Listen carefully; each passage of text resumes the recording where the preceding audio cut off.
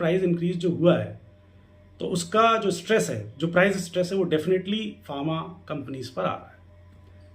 अब इसका असर फार्मा कंपनीज पर आने के बाद क्या जो पेशेंट्स हैं, जो दवाइयों के जो कंज्यूमर्स हैं, उन तक क्या दवाएं महंगी होंगी, ये तो खैर आने वाला समय बताएगा।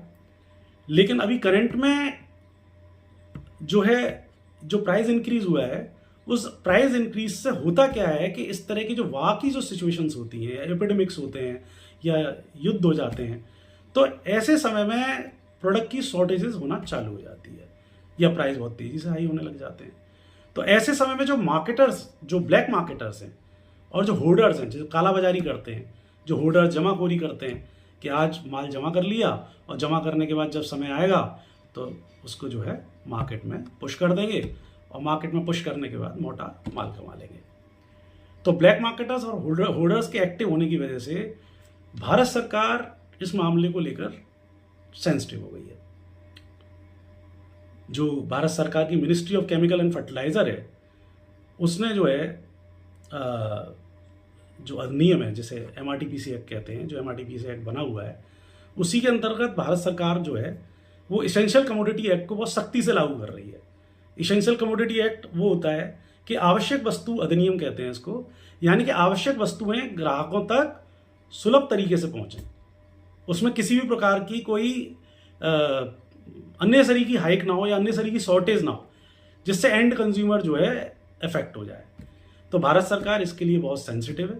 कंज्यूमर के इंटरेस्ट को प्रोटेक्ट करने के लिए भारत सरकार की जो ministry of chemical and fertilizer है, काफ़ी सेंसिटिव है इस मामले को लेकर। तो उसने जो है आवश्यक वस्तु अधिनियम को सख्ती से लागू कर रही है, जिससे कि जो है आम उपभोक्ताओं को, जो एंड यूज़र है, क्योंकि जो भी प्रोडक्ट मैन्युफैक्चरिंग यूनिट बनाती है वो डेफिनेटली एंड यूजर्स के लिए बनाती है, आम उपभोक्ता के लिए तैयार करती है। तो जो आम उपभोक्ता है, जो एंड यूज़र है, जैसे हम कंज्यूमर कहते हैं, तो उस कंज्यूमर्स के जो इंटरेस्ट हैं वो प्रोटेक्टेड रहें, कंज्यूमर के लिए जो कहीं कंज्यूमर को कहीं नुकसान ना हो। तो ये जो है भारत सरकार के इनिशिएटिव्स हैं। और किस तरीके से US और ईरान वार जो है पूरे वर्ल्ड के अफेयर को डिस्टॉर्ट कर रहा है, डिस्टर्ब कर रहा है, ये तो सामने है ही।